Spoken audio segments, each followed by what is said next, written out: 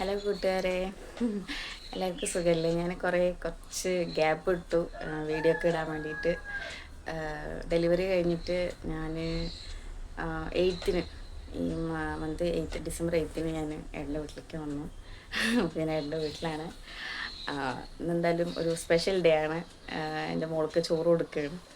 ഇവിടെ പഴഞ്ഞ അമ്പലത്തിൽ തന്നെയാണ് ചോറ് കൊടുക്കുന്നത്. അപ്പോൾ അപ്പോൾ പോകേണ്ട തിരക്കിലാണ്.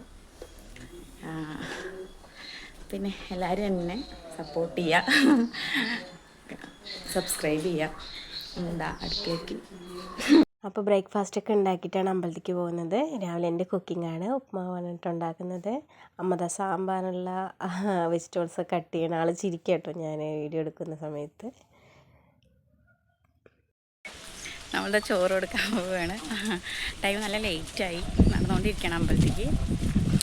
ചോറ് കൊടുക്കലാണ്. അതിനൊരു അമ്പലത്തിൽ വെച്ചിട്ടാട്ടോ ചോറ് കൊടുക്കുന്നത്. ഞങ്ങളുടെ വീട്ടിൽ നിന്ന് കുറച്ച് അകലെയാണ് അമ്പലം. ഓട്ടോറിക്ഷയിൽ പോയിക്കൊണ്ടിരിക്കുകയാണ്. അമ്മയും അമ്മമ്മയും കൂടെയുണ്ട്.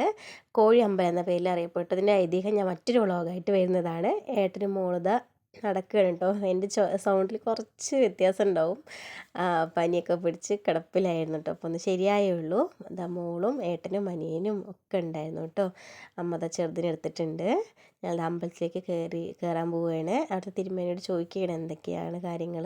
ഞങ്ങൾ തലേദിവസം തന്നെ റെസിപ്റ്റൊക്കെ ആക്കിയിട്ടുണ്ടായിരുന്നു കേട്ടോ ചോറൂണിൻ്റെ. അങ്ങനെ ചോറിന് ഇരിക്കുകയാണ്. മോളിതാ നോക്കുന്നുണ്ട്. ആരെയും വിളിച്ചില്ല, എൻ്റെ വീട്ടിൽ നിന്നും മാത്രമേ ഉണ്ടായിരുന്നുള്ളൂ കേട്ടോ. അങ്ങനെ ചോറ് കൊടുക്കുകയാണ്. മോൾ നല്ല വാശിയുണ്ടായിരുന്നു, നല്ല കരയൊക്കെ ചെയ്ത് എല്ലാവരും കൊടുത്തപ്പോൾ. എന്താണെന്നറിയില്ല, എല്ലാവരും കണ്ടിട്ടാണ് തോന്നുന്നു. ഞങ്ങളുടെ സുന്ദരി കുട്ടിയെ ചോറൊക്കെ കൊടുത്തു കഴിഞ്ഞു. ഇന്ന് വേറൊരു സ്പെഷ്യൽ ഡേ കൂടിയാണ്. എൻ്റെ ബർത്ത്ഡേ ആയിരുന്നു. എനിക്ക് വളരെ സന്തോഷമായി, കാരണം മോളുടെ ചോറിനൊപ്പം തന്നെ എൻ്റെ നാൾ വരിക പറഞ്ഞാൽ അതൊരു ഭാഗ്യം തന്നെയല്ലേ. അങ്ങനെ ഞങ്ങളിതാ കേക്കൊക്കെ മുറിച്ചു.